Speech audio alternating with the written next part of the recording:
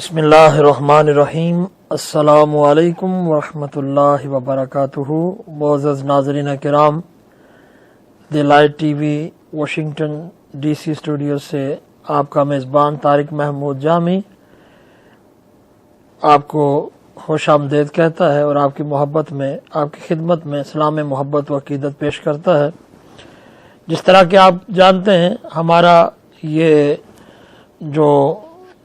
حدیث پاک کا سلسلہ ہے، جسے ہم صحابہ کرم کے نام سے موسوم کرتے ہیں، اس سلسلہ کے پروگراموں میں آپ نبی رحمت صلی اللہ علیہ وآلہ وسلم کی احادیث طیبہ سنتے ہیں اور ہم آپ کے سامنے یہ پیش کرنے کی سعادت حاصل کرتے ہیں۔ نبی رحمت صلی اللہ علیہ وآلہ وسلم کی احادیث طیبہ بلا شبہ حکمت، شعور، آگہی اور انسانی بصیرت کے خوبصورت شاہکار ہیں۔ نبی کریم صلی اللہ علیہ وسلم کے فرامین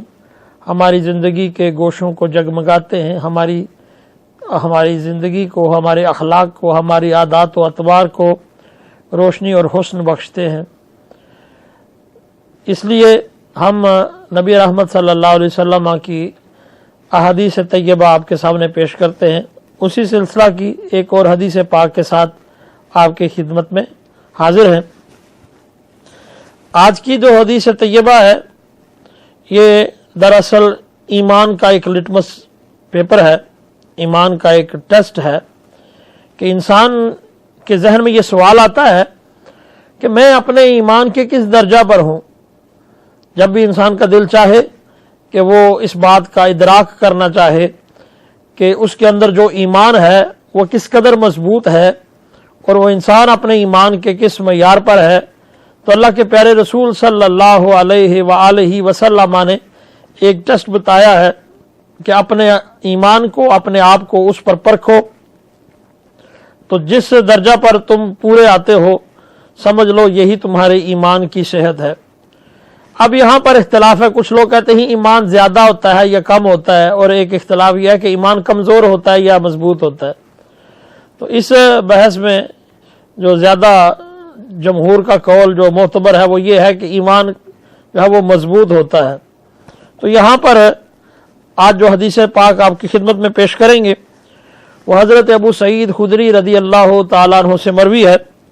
اور امام مسلم نے اس حدیث پاک کو نقل کیا ہے۔ صحیح ستہ کی حدیث پاک امام مسلم نے اس حدیث پاک کو نقل کیا۔ حدیث پیش خدمت ہے، عن ابی سعید الخدری رضی اللہ تعالی عنہ عن رسول اللہ صلی اللہ علیہ وسلم، حضرت ابو سعید خدری رضی اللہ تعالیٰ عنہ سے مروی ہے کہ نبی کریم رؤوف رحیم صلی اللہ علیہ وسلم نے فرمایا، قال، حضور نے ارشاد فرمایا، من رعا منکم منکرن، پس تم میں سے جو کوئی برائی کو دیکھے، فلیغیرہ بیدہ، تو اسے چاہیے کہ وہ اسے اپنے ہاتھ سے روک لے، فإن لم يستطع فبلسانہ، اور اگر اس کی طاقت نہ رکھتا ہو کہ ہاتھ کے ساتھ روکے، فبلسانہ، تو اپنے زبان کے ساتھ روکے، فإن لم يستطع فبقلبہ، اگر اس کی طاقت بھی نہ ہو کہ وہ اپنی زبان کے ساتھ کسی کو روک سکے، فبقلبہ، تو پھر اپنے دل میں اس بات کو برا جانے، وذالک اضعف الایمان، اور یہ ایمان کا سب سے کمزور درجہ ہے۔ ناظرین کرام، اس امت کے اعزازات میں سے، اس امت کے جو اللہ نے اس کو مقامات اور اس کو رفعت عطا فرمائی ہے، اس میں سے ایک مقام یہ ہے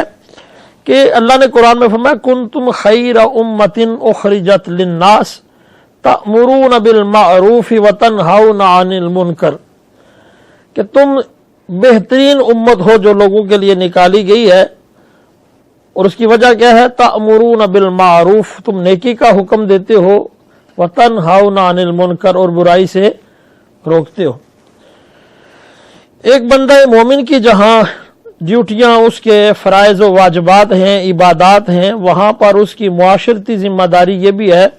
کہ کوئی اس کے سامنے اللہ کی حدود کو توڑنے نہ پائے، اس کے سامنے کوئی شخص بھی جو ہے وہ اللہ کے جو احکامات ہیں ان کی نافرمانی نہ کرنے پائے۔ لیکن اس سے مراد یہ بھی نہیں ہے کہ انسان جو ہے وہ ایک ڈنڈا اٹھا لے اور جہاں کسی کو بھی نافرمانی کرتے ہوئے دیکھے تو اس کے سر پہ مارنا شروع کر دے، ایسا نہیں ہے، بلکہ حکمت اور تدبیر کے ساتھ جس طرح کہ اللہ نے قرآن حکیم میں ارشاد فرمایا ادعو الی سبیل ربک بالحکمت والموعظۃ الحسنہ، کہ اللہ کے راستے کی طرف بلاؤ حکمت کے ساتھ، دانائی کے ساتھ اور اچھے واعظ کے ساتھ۔ اب ایک قول تو یہ ہے کہ یہ جو درجے ذکر کیے گئے ہیں یہ لوگوں کے درجات کے مطابق ہیں، کہ اگر تو آپ کا عہدہ یہ ہے کہ آپ معاشرے میں حکمران ہیں، آپ قاضی ہیں، آپ معاشرے میں آپ کی ذمہ داری لگائی گئی ہے، تو آپ کی ذمہ داری یہ ہے کہ آپ اپنے تلوار کے ساتھ، مطلب اپنا حکم دے کر اپنی پولیس کو، اپنی فورس کو استعمال کر کے اس کو روکیں۔ مثال کے طور پر کوئی شخص کسی کے ساتھ زیادتی کر رہا ہے، کسی کی زمین دبا رہا ہے، کسی کا پیسہ ہڑپ کر رہا ہے، کسی پر ظلم کر رہا ہے، تو اب جو صاحب اقتدار ہیں ان پر فرض یہ ہے کہ وہ اپنے پوری شد و مد اور پوری طاقت کے ساتھ، اپنی پوری مشینری کے ساتھ، پوری پولیس کو استعمال کر کے، اپنے جو سیکیورٹی ادارے ہیں ان کو استعمال کر کے اس شخص کو فوراً جو ہے اس جرم سے روکے۔ پھر اس کے بعد اگر تو آپ کا درجہ حکمرانی کا نہیں ہے، آپ ایک عام آدمی ہیں، تو پھر آپ پر لازم یہ ہے کہ اپنے ہاتھ سے اپنی تحریر و تقریر کے ساتھ، اپنے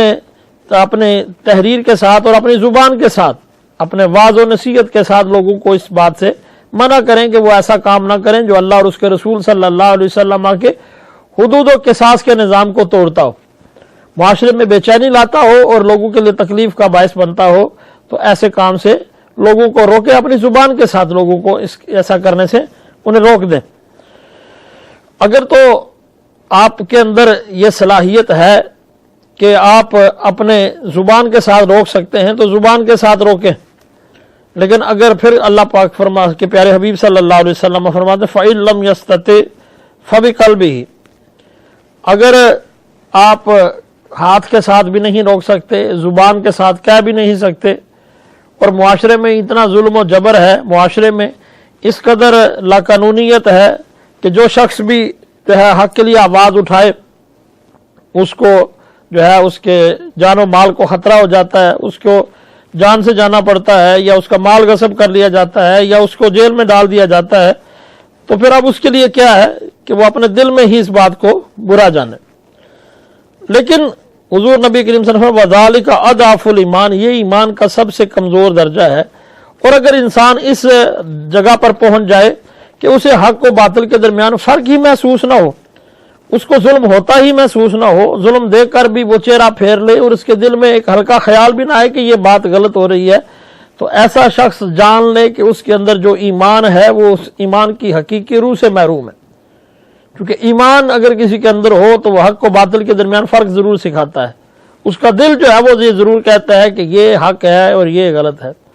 اس لیے یہ ایمان کا سب سے کمزور درجہ یہ ہے کہ انسان اپنے دل میں برائی کو برا جانے۔ لیکن اگر آپ دیکھیں تو اپنی ترویج کے اعتبار سے، یہاں تو ایمان کے درجے کہیں گے، لیکن ان چیزوں کو رائج کرنے کے اعتبار سے، ان احکامات کو جاری کرنے کے اعتبار سے سب سے پہلے دل آتا ہے۔